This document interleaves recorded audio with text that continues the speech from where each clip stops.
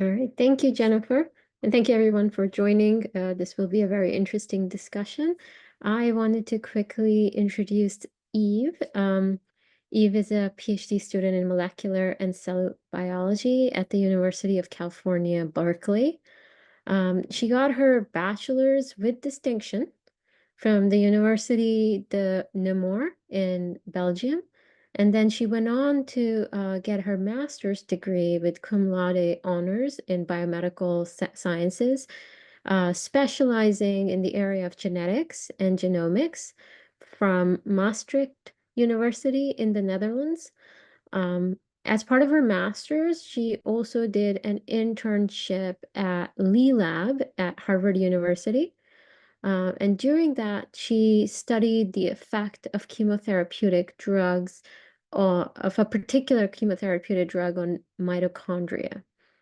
Now, she is conducting mitochondrial research in Dr. Samantha Lewis's lab.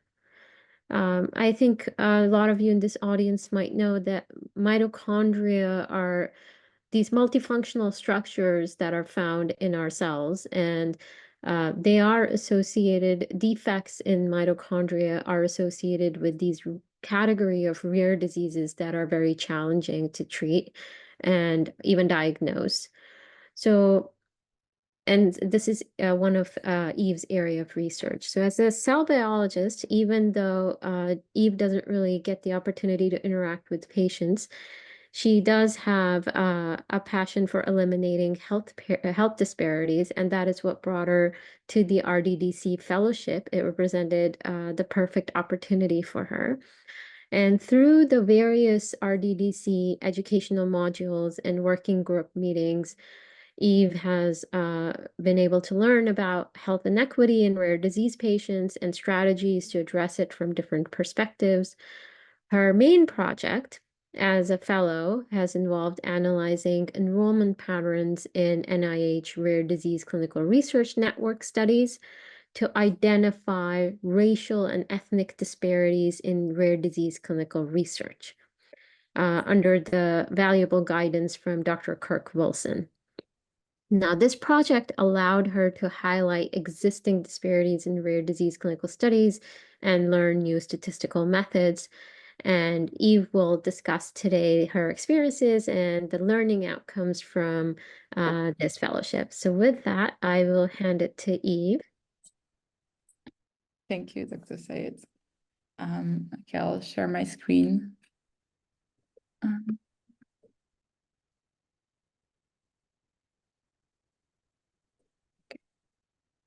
Can you all see my screen and hear me? Nice. You're back. Yep. Yeah. How are you? How was your day, Mom? So first, thank you everyone for being to my exit presentation. I was the RDDC fellow the last 6 months, and I've learned a lot through this fellowship.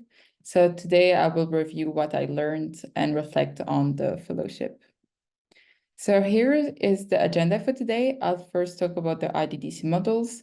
As Dr. Sayed said, it was learning models that were offered to the fellow that were really special. Then I will talk about the RDCRN data project, or Rare Disease Clinical Research Network data project, which is the main project I contributed to. And finally, I will talk about what I've learned with this fellowship and reflect. So first, the RDDC models. So the RDDC models are really special. They are offered only to the fellow. They go over a lot of different aspects. We first started with the module on the rare disease experience. And it was really interesting to me because, as Dr. Sayed said, I'm not used to working with patients, and I could understand actually the challenges that patients have as part of the rare disease community. And so these models were always 1-hour models given by an expert in the field. And then we would have quizzes to test our knowledge and see if we assimilated the model correctly. So this was the first model. Then we looked at the impact of policy on the rare disease community. This was already also really interesting because there is working group meetings every month, and there is a policy working group meeting. So I could participate in this meeting and tie this to this model. We also looked into specific rare disease, such as sarcoidosis, which disproportionately impact Black women, and other rare disease, such as moya moya. And the last two models were about cultural competency and humility and disparities in clinical trials. So here, I just want to give you an example. I chose a specific model, model 7, because it was about concepts that I didn't know before, and I thought I could maybe share this concept with you. So this model was on cultural competency and humility. It was given by Dr. Tanisha Washington. And it started with this definition of health disparities. So health disparities are preventable differences in the burden of disease, injury, violence, or opportunities to achieve optimal health that are experienced by socially disadvantaged population.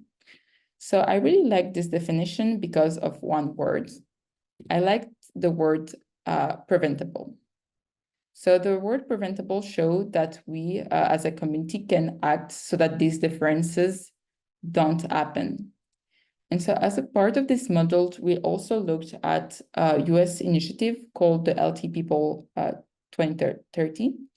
And this initiative aims to eliminate health disparities, achieve health equity, and attain health literacy to improve the health and well-being of all patients. And so after looking at this initiative, Dr. Washington talked about cultural competency and humility. As I said, I didn't know this concept before, and so I'm going to share what they mean. First, we talked about cultural competency, which is the ability to work effectively in a cross-cultural situation. So here, what is interesting is that cultural competency is actually a continuum. So you can start at different stage of this continuum. If you start at the beginning, you can have cultural disruptiveness. So we'll give an example of a physician and a patient. In the case of cultural disruptiveness, you would have a physician that is intentionally discriminating against certain people from certain cultural backgrounds. Then you can go into cultural incapacity, where the physician might have stereotypes or be racist against some patients. And the goal here is to actually attain cultural proficiency, where the physician can work with patients from cross-cultural situation so that all patients benefit from the service of the physician. We also talked about cultural immunity, which has some overlap with cultural competence, but is still its own concept. So cultural immunity is about self-reflection. So it's really reflect within yourself and see what are your own biases, so that you can acknowledge these biases and reduce or even eliminate these biases, so that, for example, your patient can benefit once again of your service. So here, as you have noticed, I always did an example of physician and patient, but I'm not a physician, I'm a cell biologist. And so I thought about this concept and I was wondering, okay, how do these concepts actually apply to me? And I realized that cultural competency and humility are actually critical in all jobs. So I will do an example with my own job. As a cell biologist, I do research and I do teaching. As I'm doing research, I'm collaborating with people from a lot of different backgrounds, from people from all over the world.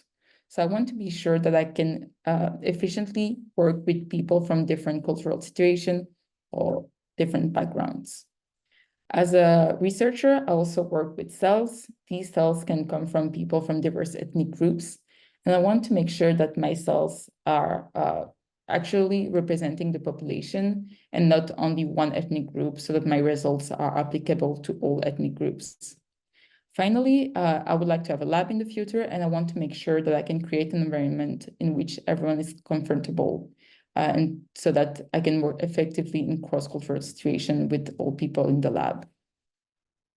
I also do teaching. When I teach, I want to make sure that I have no biases about the student. So I want to be sure that I have no biases about the student because of his socioeconomic background, ethnic background, or anything else. And I want to make sure that I actually push the student to reach their full potential and to succeed. I also want to teach the student about cultural competency and humility so that they can apply it to their own lives. And finally, once again, I want to create an environment in which everyone is comfortable. And so here I have a little question for you. I know we all have different jobs.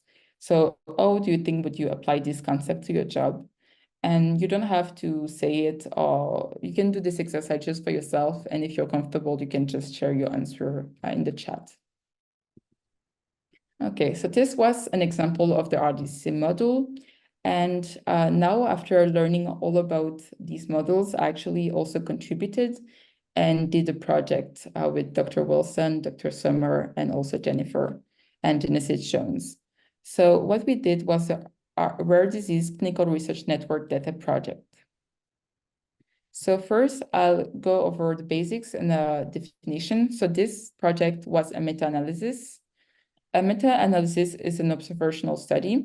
We pulled the data of multiple studies and then did statistical analysis to identify patterns and look at the defined research question. And so here there is 5 steps. The first step was to define the research question, which was done by Dr. Summer and also Dr. Wilson. Then there is the data collection, which was done by Jennifer, Dr. Summer, and Dr. Wilson. Then we did the data preparation analysis, which were the steps that I was actually the most involved in as I analyzed the data.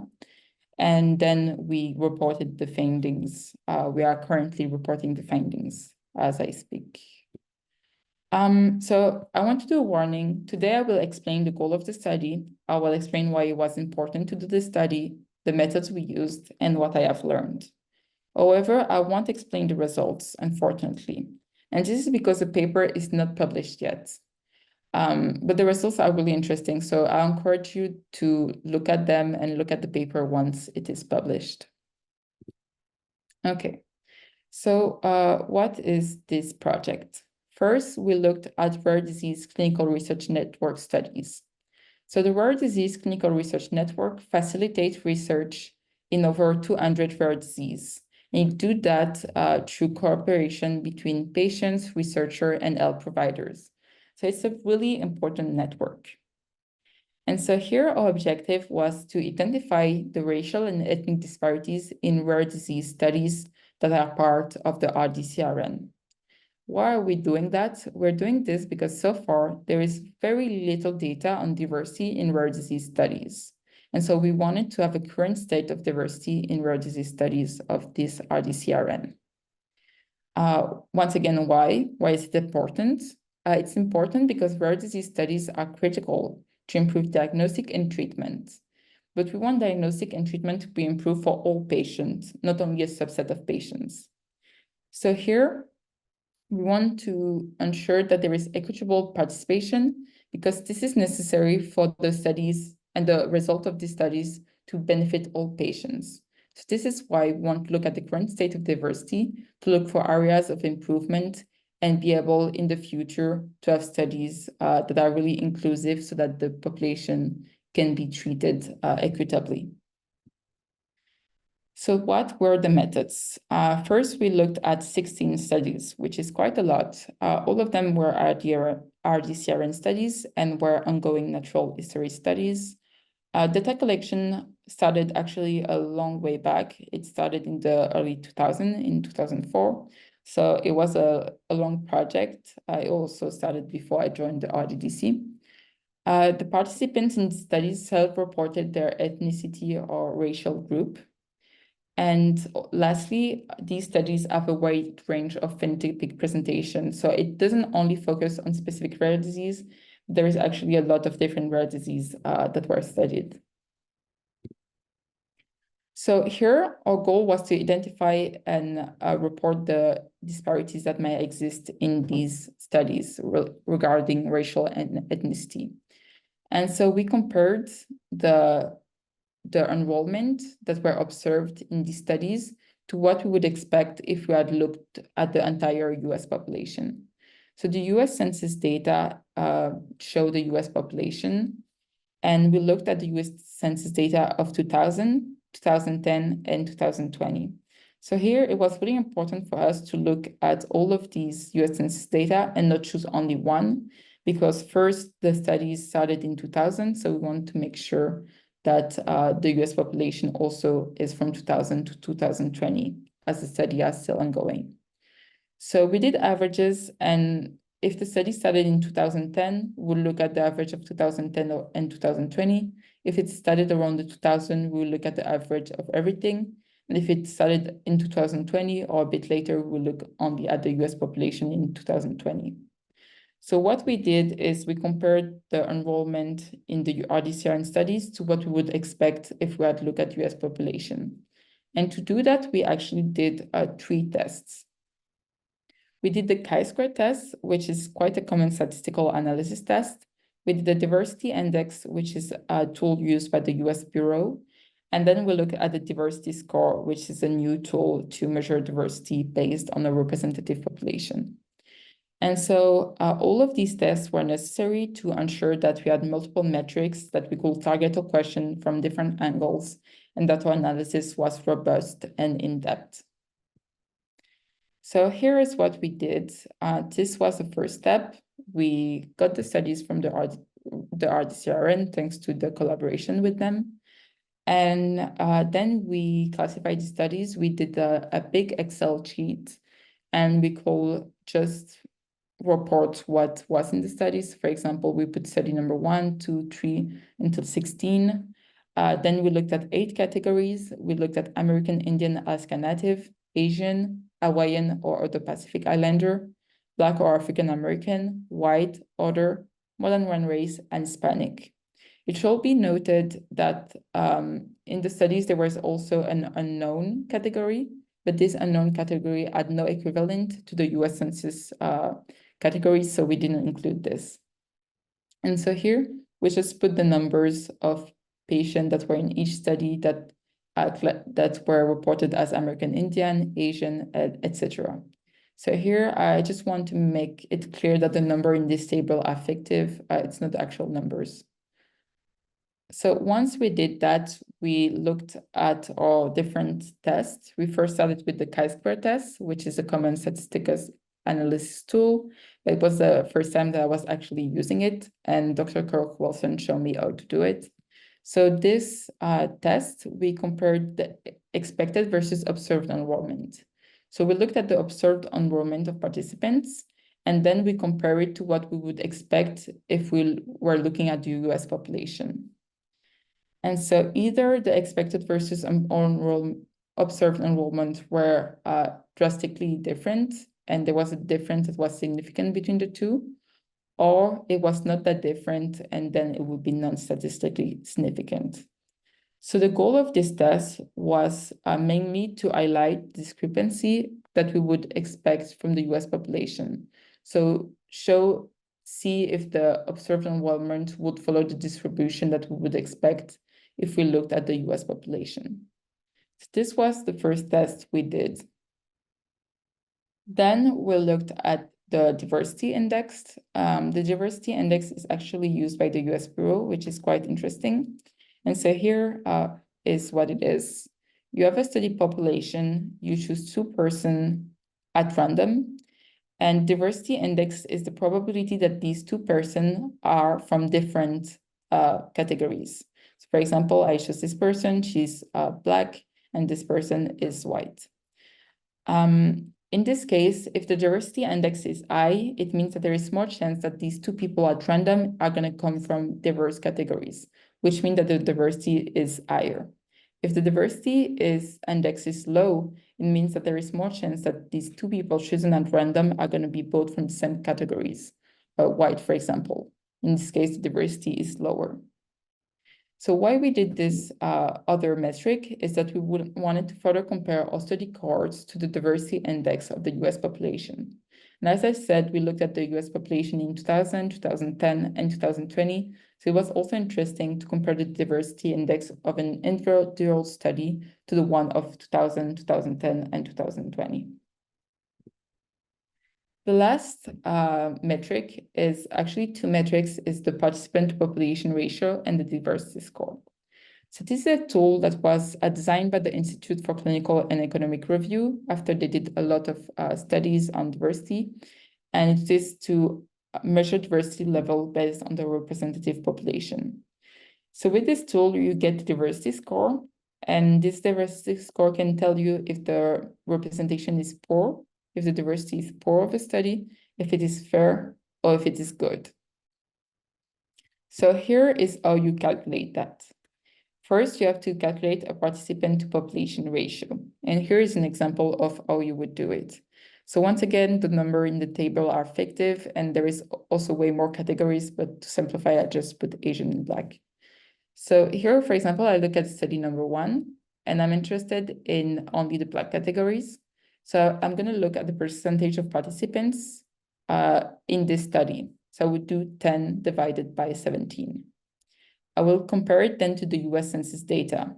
In the US Census data, there is 20 people that are black out of 23 people total. So I would do 20 out of 23. So here we measure the participant compared to the US population. And this will give you a score. So if the score is 0, then you have 0. If the PPR is 0, it means that your percentage of participant was very low compared to what was in the US population.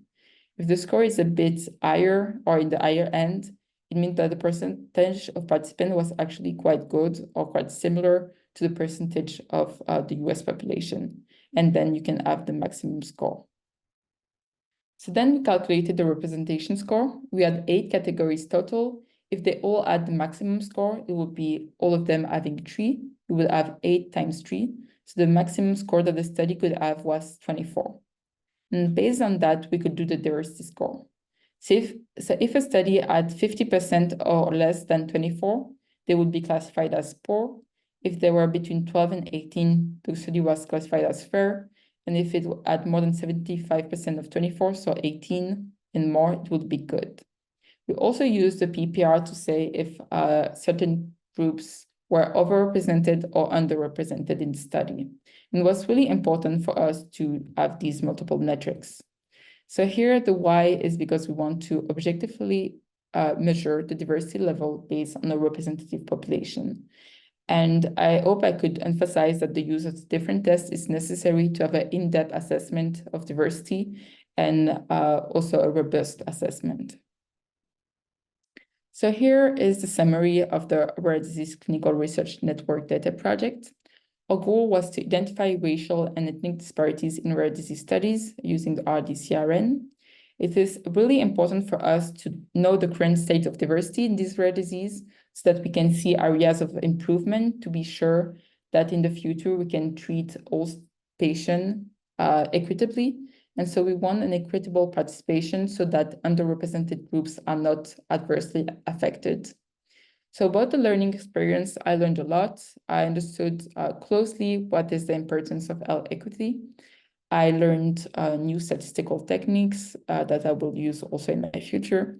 And I collaborated with a diverse group of people.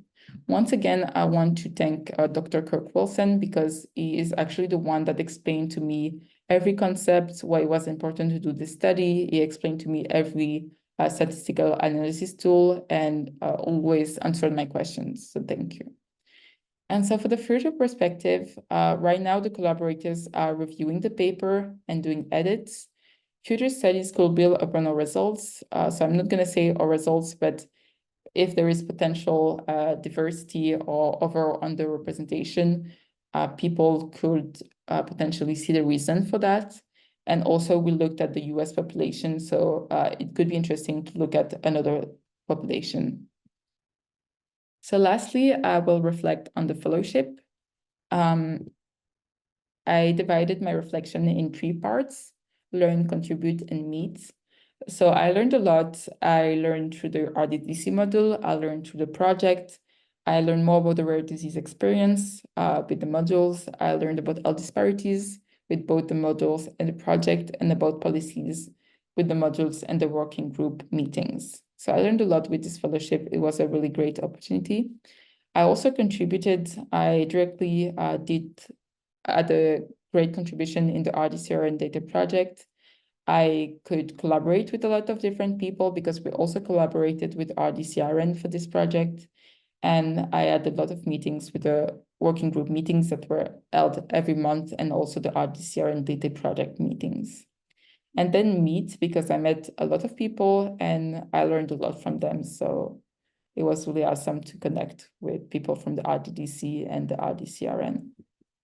So lastly, I want to thank Jennifer. Jennifer was here from the beginning to guide me through the fellowship, always here to answer my questions. I want to thank Dr. Kirk Wilson, which was mainly my mentor for this project. So I learned almost everything from him for this project. And I would like to also thank Dr. Marshall Simmer, which came up with the initial idea for this project, and was really important to also collaborate with RDCRN and get all the data. I would also like to thank RDDC working group members for the help, the insights, and also the RDCRN. And with that, I would like to thank you. And if you have any question, I will take them.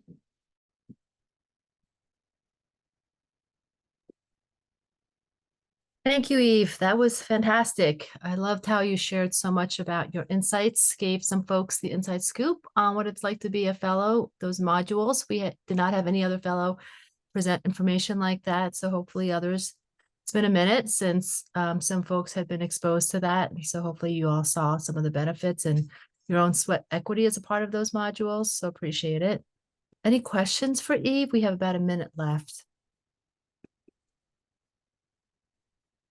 Just a comment for me, Jennifer. I just thought that Eve's discussion was so interesting, and the different components of her fellowship and the different areas that she worked in and what the insights she gained.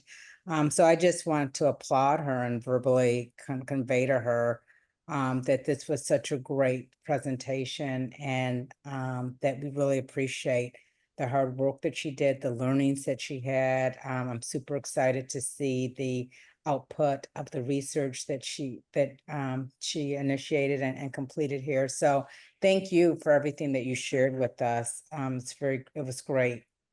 Thank you. Amber has her hand raised. Hi, thank you. I just wanted to say the same thing. It was awesome. But I wanted to also highlight the part about the sarcoidosis. Being as though I suffer from sarcoidosis, I just wanted to applaud you. I don't think I really hear a lot about the sarcoidosis. And I'll be interested in the findings that you have moving forward. And I wanted to know, is that going to be like an interest of yours? Yes, I definitely thought it was one of the actually most interesting model, especially when I saw that it disproportionately impact Black women, that they are more often have severe cases of sarcoidosis and they are often diagnosed with it. So here at the moment, I didn't do a project on it, but I definitely learned a lot by Dr. Tanisha Washington models. It was not Dr. Tanisha Washington for this one. I don't remember who gave the model, but I learned a lot through this model. So I think that definitely if the models could be also shared to other people than the fellow, it might be useful for other people to learn. It can be potentially an interest of research in the future, even though right now my interest lies in mitochondrial research. But it was definitely interesting to learn more about this disease.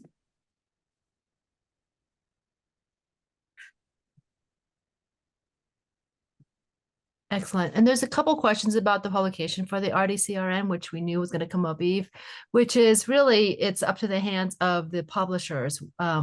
We need to go and pitch this out to different publications and see who might be interested in this. So we're almost there with finalizing the paper. And then from there, we're going to have a team, I guess, figure out who they can reach out to. The good thing is, because, this is with the NIH and these various sites, and they're all the scientists and the PIs and all those folks. They've done this publishing before and what have you. A few of them feel like that they've got good relationships with some of these editors, that hopefully we won't be spending all year next year trying to get this thing published. Excellent. Well, thank you, everybody. Again, thank you so much for being here for the last 30 minutes or so. Appreciate it. I think doing this in front of a live audience is certainly better for Eve and her experiences. And so with that, check us out on YouTube if you would like to see this again or share this with others. And we will post this at one of our newsletters probably at the end of the month. So if you want to see the recording and hear from both Eve and Elijah and their blog and their exit blog, that will also come as the final package at the end of September. So enjoy the rest of your Thursday, everybody. Thanks, Thank you, Jennifer. everyone. Thanks, Eve. Bye.